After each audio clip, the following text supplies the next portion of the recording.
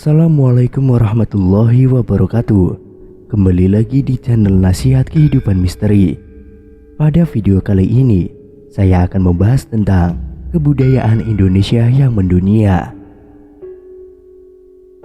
Indonesia memiliki banyak sekali budaya dan kesenian yang sudah dikenal luas oleh dunia. Warga dunia pun banyak yang tidak hanya menikmatinya, namun turut serta mencoba lebih dekat dengan kebudayaan Indonesia. Hal ini tentu menjadi tamparan keras bagi kita yang terkadang masih malu, bahkan belum menyadari dan mencintai budaya pariwisata di negara sendiri.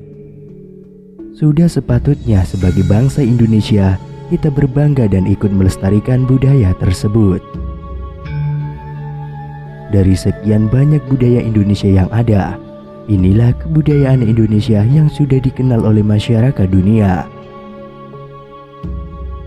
Wayang kulit, kesenian dari kulit yang berasal dari Jawa ini adalah salah satu dari jutaan kesenian budaya di Indonesia yang paling terkenal.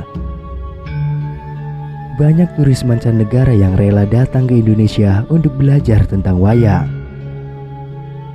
Dalam pertunjukannya, wayang selalu mempunyai simbol dan filosofis yang begitu mendalam. Pertunjukan wayang bahkan telah diakui oleh UNESCO pada 7 November 2003 sebagai karya kebudayaan yang mengagumkan dalam bidang cerita narasi dan warisan indah dan berharga. Wayang merupakan salah satu puncak seni budaya bangsa Indonesia yang menonjol di antara banyak karya budaya lainnya. Wayang meliputi seni peran, seni suara, seni musik, seni tutur, seni sastra, seni lukis, seni pahat, dan seni perlambang. Wayang terus berkembang dari zaman ke zaman, juga merupakan media penerangan, media dakwah, pendidikan, hiburan, pemahaman filsafat, serta hiburan.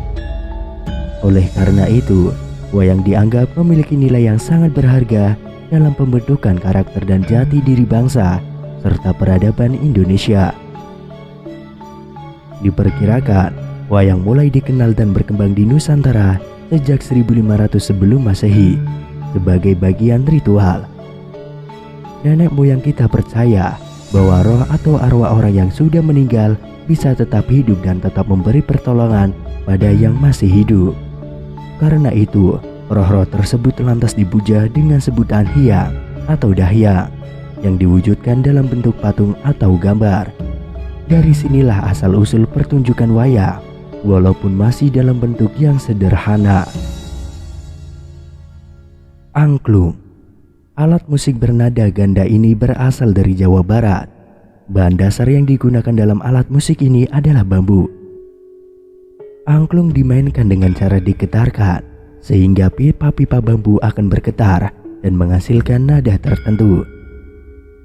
Selain berfungsi sebagai alat musik, angklung juga berfungsi sebagai salah satu alat dalam upacara adat untuk mengundang Dewi Sri atau Dewi Kemakmuran untuk turun ke bumi dan memberikan kesuburan pada padi.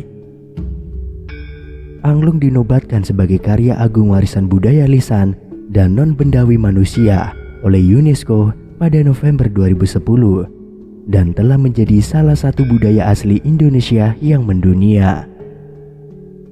Angklung memiliki sejarah yang panjang dan sudah ada sejak dulu hingga berkembang sampai sekarang.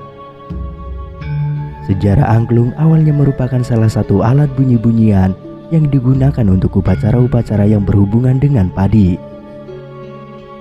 Angklung tidak digunakan sebagai kesenian murni, melainkan sebagai kesenian yang berfungsi dalam kegiatan kepercayaan. Angklung hadir sejak zaman Hindu. Angklung pernah dipakai pada upacara ritual keagamaan atau persembahyangan sebagai pengganti genta atau bel yang digunakan oleh seorang pedanda atau pendeta Hindu dalam upacara keagamaan. Pada masa kerajaan Pajajaran, angklung pernah dijadikan sebagai alat musik rock tentara kerajaan. Dan pada saat terjadi perang Bubat, angklung dibunyikan oleh tentara kerajaan sebagai pembangkit semangat juang atau tempur. Keris. Keris adalah senjata golongan belati dengan banyak fungsi budaya, yang dikenal di kawasan Indonesia bagian barat dan tengah. Bentuknya yang khas dan mudah dibedakan dengan senjata lainnya karena tidak simetris dari bagian pangkal sampai bagian ujungnya. Pada masa lalu, keris berfungsi sebagai senjata dalam duel sekaligus perlengkap sesaji dalam upacara adat. Dalam budaya Jawa, keris sering dikaitkan dengan hal mistis dan memiliki kekuatan tersendiri. Keris menjadi senjata yang sangat populer di Indonesia, khususnya Pulau Jawa. Diperkirakan keris sudah dikenal masyarakat Indonesia sejak abad ke-9 Masehi. Terbukti dari beberapa kisah tradisional seperti Ken Arok dan Ken Dedes. Senjata keris milik Indonesia resmi diakui oleh UNESCO sebagai warisan budaya dunia non-bendawi.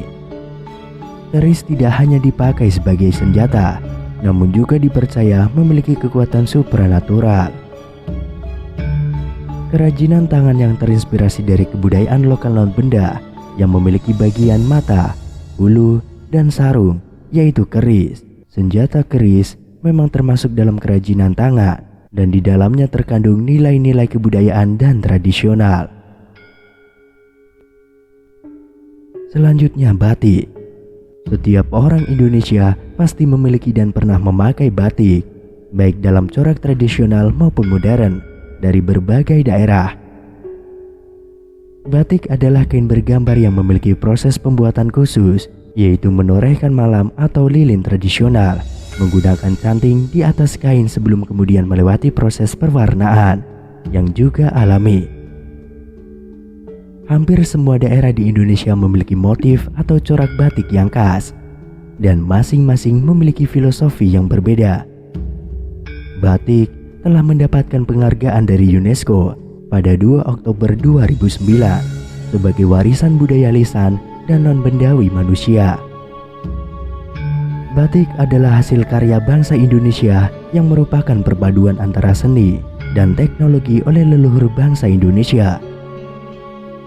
Batik Indonesia dapat berkembang hingga pada suatu tingkatan yang tidak ada bandingannya, baik dalam desain atau motif maupun prosesnya.